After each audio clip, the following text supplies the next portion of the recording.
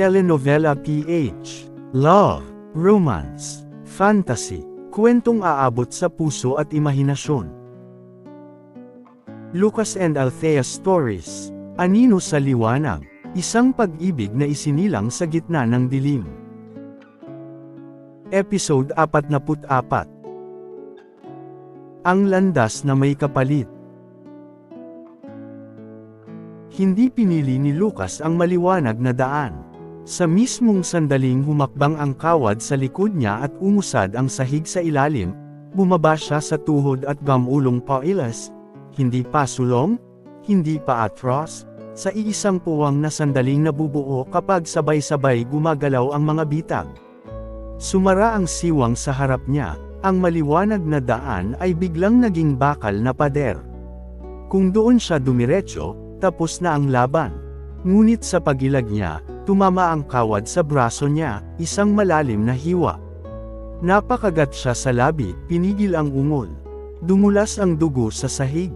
Muling umusad ang pader, napilitang gumapang si Lucas papunta sa gilid, sa bahagyang may anino pa ang ilaw. Sa bawat galaw, may kapalit na kirot. Hindi na niya kayang umasa sa lakas, oras na ang kalaban. Sa kabilang dulo, tahimik na pinagmamasdan ni Severo ang monitor. Hindi na ito pagsubok lang. Isa na itong pag-urong ng distansya, kung hanggang saan ang kaya ng anino bago tuluyang bumigay. May nangyaring kakaiba sa paligid ni Lucas. Hindi na pare-pareho ang galaw ng mga pader. Hindi na sunod-sunod ang paglabas ng mga kawad. Nagbago ang ritmo, parang may nakikinig sa bawat hakbang niya ang mismong silid. Huminto sandali si Lucas, hindi para huminga, kundi para makinig sa katahimikan. Sa bawat pag-angat ng dibdib niya, may bahagyang pag-urong ng pader. Sa bawat paglipat ng bigat ng paa niya, may siwang na sandaling bumubukas sa sahig, hindi para tumakas, kundi para akitin siyang magkamali.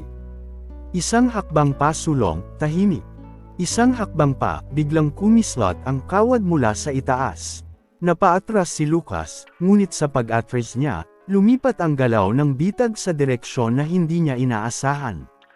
Parang binabasa ng silid ang mga desisyon niya, at ina-adjust ang sagot. Hindi na ito random, bulong niya sa sarili. May low-ika. Sa monitor, bahagyang kumunot ang noo ni Severo. May utos siyang ibinigay, hindi sa lakas ng bitag, kundi sa pagbabago ng pattern. Hindi na basta pisikal na pagsubok, ito ay laban ng isip. Sa bawat maling hula ni Lucas, mas lalong humihigpit ang bitag. Sa bawat tamang hula, mas nagiging masalimuot ang susunod na galaw. Napansin ni Lucas ang isang kakaiba. May sandaling humihina ang bitag kapag hindi siya kumikilos. Kapag humihinto siya, humihinto rin ang ilan sa mga galaw. Parang ang silid ay nakadepende sa kilos niya. Dahan-dahan niyang binago ang diskarte. Hindi na siya gumagalaw para umiwas. Gumagalaw siya para linlangan ang silid. Isang hakbang pakaliwa, hihinto ang kawad sa kanan. Isang pekeng pag-atras, magbubukas ang sahig sa unahan. Hindi pa ito daan palabas, ngunit isa itong sandaling bentahe. Sa kabilang pasilyo, napahawak si Althea sa dingding. Hindi niya alam kung bakit, pero parang may kung anong gumagalaw sa hangin, isang bigat na unti-unting lumalapit sa puso niya. At sa mismong sandaling iyon, may pumasok na bagong presensya sa sistema. Hindi na lang ang bitag ang gumagalaw. May paparating na panibagong banta.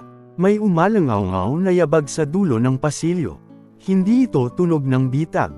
Hindi rin ito eko ng gumagalaw na pader. Ito ay yabag ng tao, mabagal, kontrolado, at walang takot. Sa pagitan ng nagbabagong anino at ilaw, sumulpot ang ikatlong Amazona. Mas tahimik ang galaw niya kaysa sa nauna, hindi pa bigla, hindi marahas. Parang sanay siyang pumasok sa gitna ng panganib na hindi natitinag. Tumigil siya sa ilang hakbang mula kay Lucas. Hindi agad umatake. Sa mismong sandaling iyon, kumilos ang bitag, muling nag-iba ang ritmo. Ang mga kawad ay huminto. Ang sahig ay bahagyang umangat. Ang pader sa likod ni Lucas ay kumunot, parang nag-aabang. Parang inaayos ang entablado para sa laban. Napansin ni Lucas ang mata ng bagong kalaban, hindi galit, hindi galit. Isa itong malamig na pagtitimbang. Parang sinusukat kung gaano katagal siya tatagal. Biglang gumalaw ang Amazona, hindi diretso kay Lucas, kundi sa gilid ng pasilyo. Isang hakbang lang, ngunit sa hakbang na iyon, nag-trigger ang bitag sa ibang direksyon. Biglang kumislot ang kawad sa likuran ni Lucas. Napilitan siyang umiwas. Doon sumugod ang Amazona, hindi mabigat ang unang tama, mabilis at eksakto, isang suntok na tumama sa tadyang ni Lucas. Napaatras siya, tinamaan ng hangin ang baga. Sa pag-atras niya, nagbukas ang sahig sa ilalim ng paa niya. Isang maling balanse, at mahuhulog siya sa hukay. Gamulong si Lucas sa gilid, pilit inaagaw ang sandaling buhay. Ngunit hindi na siya nakikipaglaban sa iisang kalaban. Nakikipaglaban siya sa kalaban at sa silid mismo. Sa monitor, bahagyang umangat ang baba ni Severo. Hindi dahil sa galit, kundi dahil sa interes. Hindi na sapat ang bitag, wika ng isa sa mga tauhan. Pinapasok na natin ang ikatlo. Tahimik na tumango si Severo. Hindi para pabilisin ang katapusan ni Lucas, kundi para tingnan kung paano siya aahon kapag mas sumikip pa ang daan. Sa kabilang pasilyo, napahinto si Althea. May kung anong malamig na gumapang sa likod ng batok niya, isang pakiramdam na hindi na nag-iisa si Lucas sa dilim. Muling nagbago ang galaw ng bitag. At sa pagitan ng gumagalaw na pader at paparating na suntok, nawala ang huling puwang ni Lucas para umatras. Humigpit ang hawak ni Lucas sa sugatang braso. Hindi siya umatras. Hindi rin siya sumugod. Sa halip, nagkunwari siyang madadapa. Isang maling hakbang pasulong, sapat para magbago ang galaw ng silid. Parang may nakakita sa kahinaan niya ang bitag. Sa isang iglap, kumislot ang kawad mula sa itaas at bumukas ang sahig sa kaliwa. Mga galaw na dapat sanay para sa kanya. Ngunit sa mismong sandaling iyon, biglang lumihis si Lucas, isang mabilis na pagliko pa kanan. Ang kawad na dapat tatama sa kanya ay dumaan sa ere, at napadpad sa direksyon ng ikatlong Amazona. Hindi siya tinamaan, ngunit napilitang umatras ang Amazona para umiwas sa hibla. Sa pag-atras niya, napunta siya sa bahaging mas aktibo ang galaw ng bitag. Isang maling hakbang lang, at sumara ang pader sa gilid ng Amazona, napilitan siyang gumalaw palapit sa gumagalaw na sahig. Hindi ito sapat para pabagsakin siya, ngunit sapat para ilayo siya sa pwesto na maganda sana para sa atake. Nakuha ni Lucas ang gusto niya, isang sandaling distansya. Humakbang siya paatras, huminga ng malalim. Sa unang pagkakataon mula nang pumasok siya sa bitag, siya ang nagdikta ng ritmo, kahit sandali lang.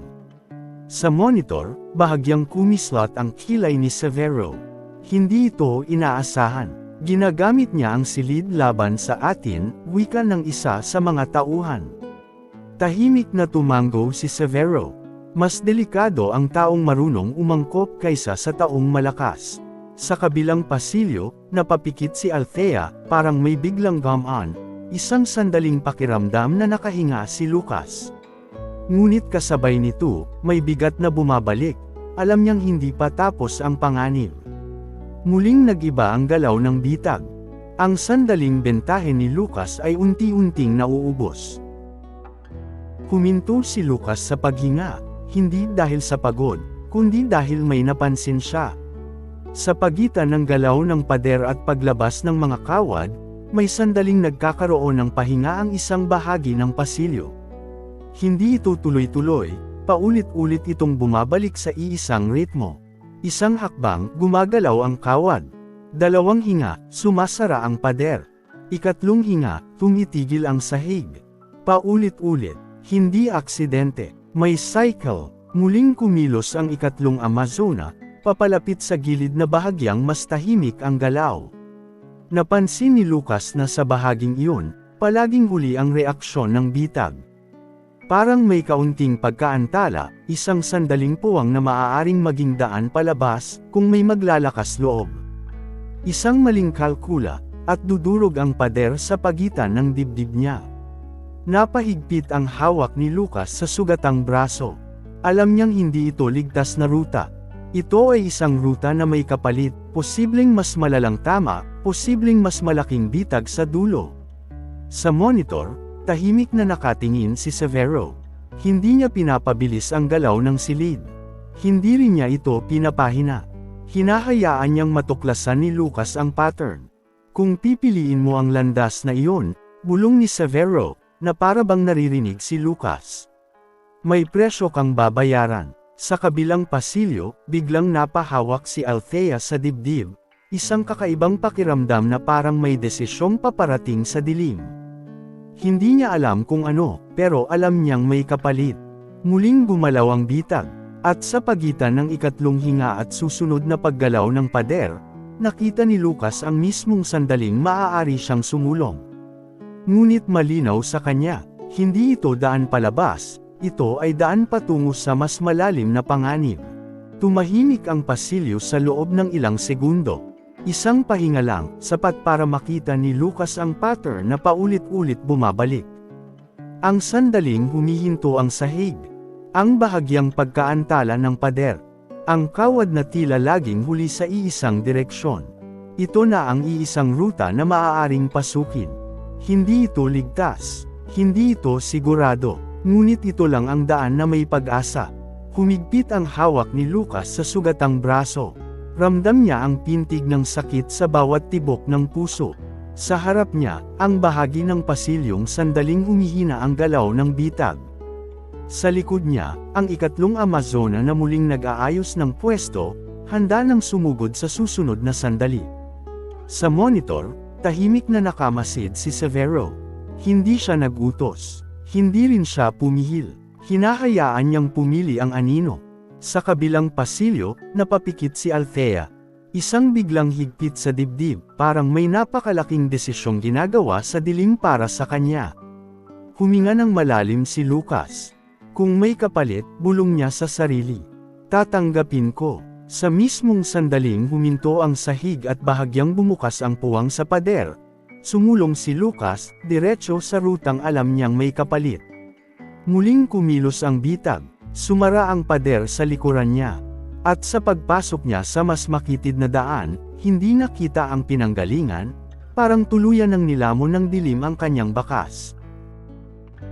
Kung nagustuhan ninyo ang episode 44, huwag kalimutang mag-like, share and subscribe sa channel natin, at pindutin ang notification bell para sa susunod pang mga episode, sa Lucas and Althea Stories, Anino sa Liwanag.